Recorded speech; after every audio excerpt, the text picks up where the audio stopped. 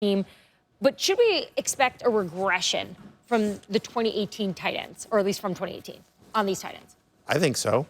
So we've looked at it over the past 6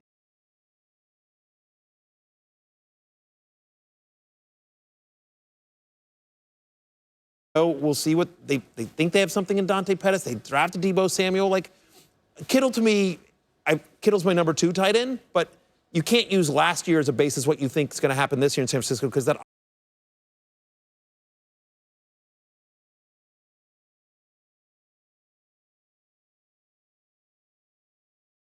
Guys, so the tight ends you mentioned are all names that we're familiar with, names that we hear. Are there any under-the-radar guys? You're constantly studying all this. You know all these rosters inside and out. Is there a tight end that stands out to you? So there's a couple.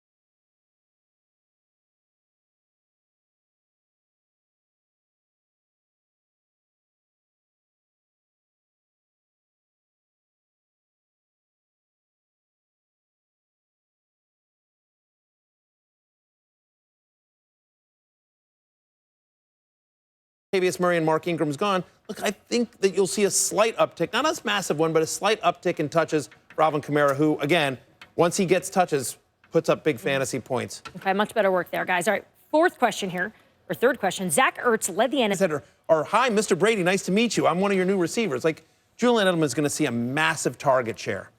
And I believe, he's underrated, believe it or not. I believe you there. All right, tie game here. You're in a contract year? Yeah. And your contract matters, and you've got to prove something to everybody to validate that you were the #1 pick and to keep up with that big money. Jameis is primed for a good, strong year. He's going like his quarterback 19, which is just another example of why you can wait on quarterbacks in your draft. Any of you here, but a good effort. Once again, you win another. I won. There you go. Jamie would have got pizza. Incredible. That's the big award. Thank you, right Jameis there. Winston. Hater. We got pizza. That's all that matters. All right, so unfortunately, you don't. There seems to be a debate each and every year about quarterback draft position. So, Matthew Berry, settle it for the beautiful people. What is your philosophy when drafting a quarterback? You have to wait on quarterback, right? So last year, if you look at the ADP of the first 5 quarterbacks that were taken, and then the quarterbacks 6 through 10, take their average, they scored the same number of fantasy points. Patrick Mahomes was, I'm a Damian Williams believer. So for me, it's the Andy Reid offense versus the Bill O'Brien offense in terms of fantasy points. But yeah, Watson's a rock star. He's my number 2 fantasy quarterback. Here's the thing. I'm going to disagree with you. And if you think about how successful Odell Beckham Jr. was with Eli Manning, no offense, Eli, but now he's got Baker Mayfield. Have you ever done anything like that after a bad breakup? Always chop it. That's That's why Because I've we're had short long hair. hair for a while. Basically, Baker Mayfield 5th best in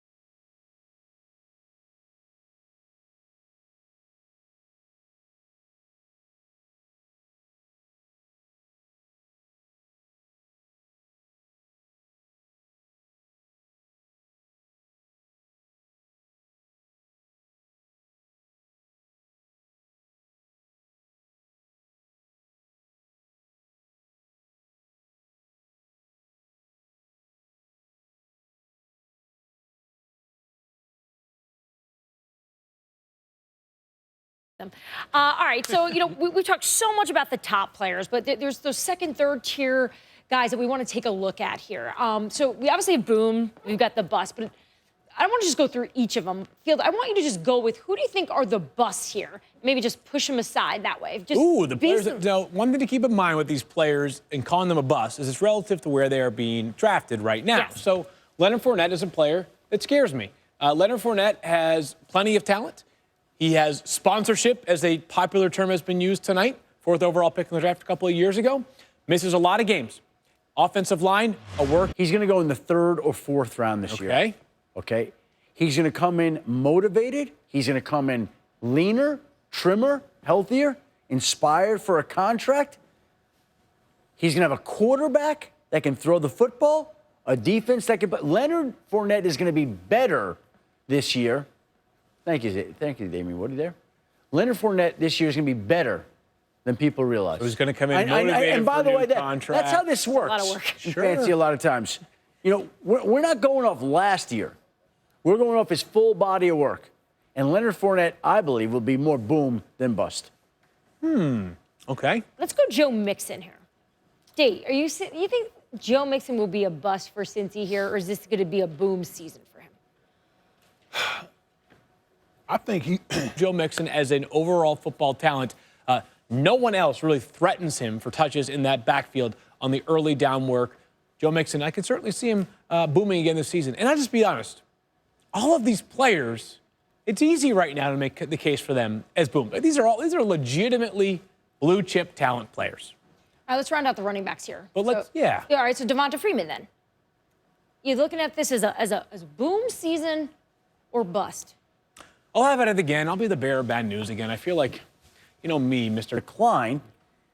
How many running backs decline, and then all of a sudden go back up again? doesn't happen. This is the most thoughtful segment we've had in 6 hours of fantasy football marathon, but I think this is what makes it difficult because these are the kind of plays you really don't know which way they can go, which is why you guys are taking the time to really think about it. But so then we have Amari Cooper. All right, so we've spent all show talking about Zeke, a lot talking about Dak. What about Amari?